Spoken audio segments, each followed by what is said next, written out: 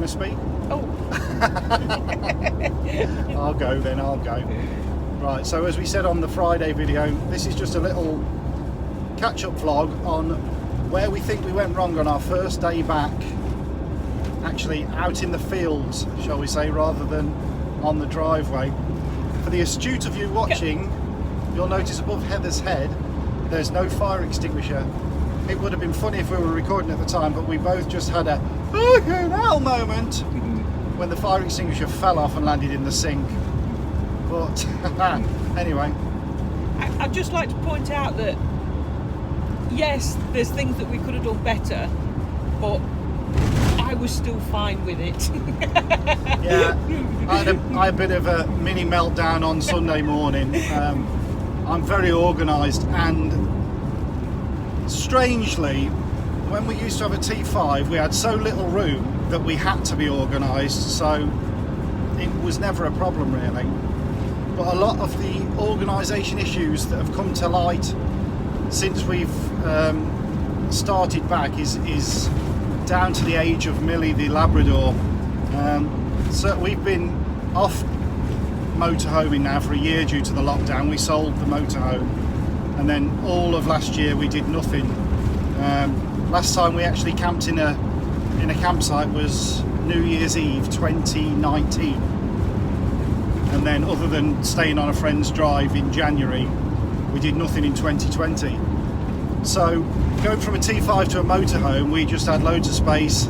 Even though we're quite tidy, we didn't have to tidy up as much.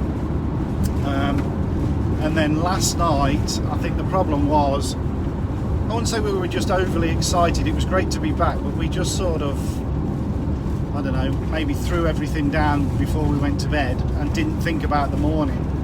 And it was a bit chaotic this morning. I'd forgotten I needed to get dressed to let the dogs out, and Millie can't jump out of the van like she used to. We were on a camping and caravanning club site where you have to keep the dogs on the leads at all time. It was just a total disorganised mess. Normally I have clothes laying out, easy clothes to put on, a pair of Crocs to put on just so I can walk on the wet grass, and I did nothing. So I've got two dogs excited to get out, jumping around, and me just being woken up with having no clothes ready. It was a bit of a nightmare. So that was the major issue that we found.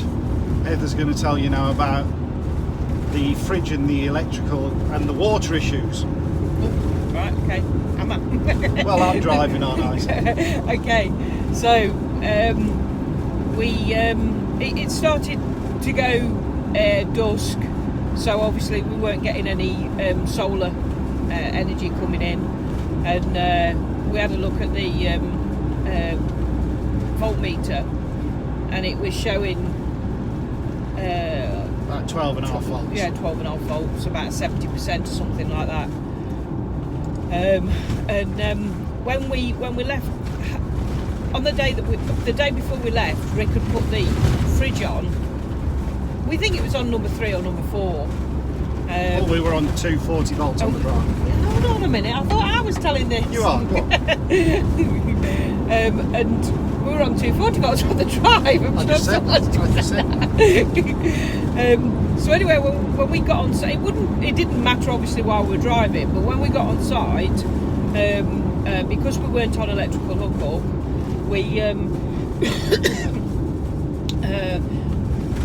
we basically didn't check it. Everything was perfectly cold enough.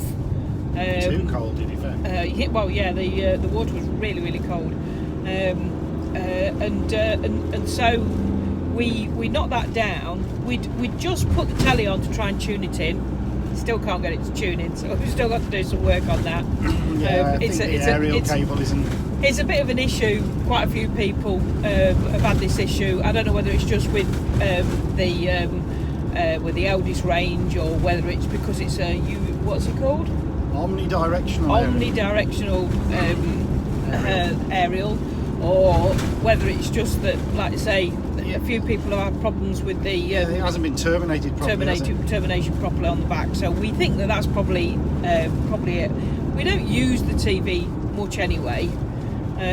We'd bought a couple of DVDs with us last night, but we didn't even bother with them. No. We put some music on and just, you know, listen to the music and sat there chatting and doing different things. So yeah, so like I say, the battery looked like it was going down, and we were concerned that we wanted some heating on overnight, and because although we're on gas heating, you're still using the electric for the fan. Anyway, when we, as it turns out, when we got up this morning, no real issues. No, it was still 60 or 70%, wasn't it? So and at sort of 10 o'clock you had a look, and we were back up to 13.5 and 90 odd percent. Yeah, And that was, like I say, at 10 o'clock in the morning. Yes, it was lovely blue skies, as it is still now, but it's still, you know, April, early in the season. The sun isn't high in the sky, so it was doing its job. Yeah. So we think, like I say, it hadn't gone down any particular amount. I don't think the battery meter is overly accurate, is it? No. You know, it's not like one of them Bluetooth things where you can check accurately. Ultimately, we were okay. We're not going to worry about it. We are going to fit a secondary battery anyway. We'd already decided that. But the solar's working perfectly. We were pulling nearly 5 amps in just before we left, and it was about 11:30 when we left site on the Sunday, so that was cool. The biggest issue we've got is the water, isn't it, Heather?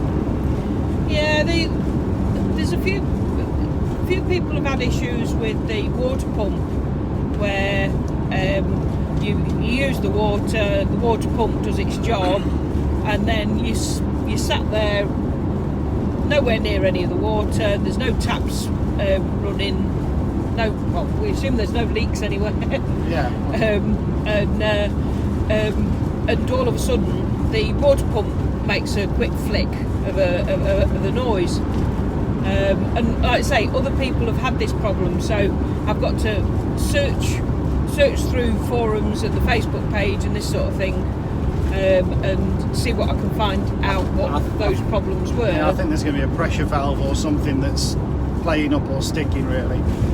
It was annoying because we couldn't leave the water pump on overnight, so consequently, if you wanted to flush the toilet, you had to then turn the water pump on, flush the toilet, turn the water pump off, as it was drumming on every 5 minutes or so, which was quite annoying. So it just goes to show that even though we've practiced on the drive, you tend to be not practicing properly on the drive, because obviously you haven't got the storage issues of putting your stuff away, and you haven't got to get dressed in the morning to let the dogs out, because you can just let them straight onto your back garden and stuff like that.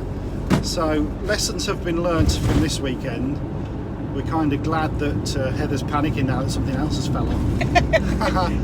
Yeah, so lessons have been learnt. We're kind of glad that we only did the one night in a way. Obviously she had her hair cut anyway, we couldn't do the Friday night, but we now got 3 nights next weekend, and we've got to be a bit more organised. That's all going to a mini meltdown again. So I think that's about it, innit? We could have our first On-screen fight. Anyway. Which I, of course, will win. Well, naturally. I'd have fought you in a battle of wits, but I see you've come on unarmed. That's what she usually says. Right, we're going to go now. That was it, really. It's probably really boring, this. You've probably turned off by now, which is a shame, because if you had turned off by now, you've missed me stripping. See you later. Bye.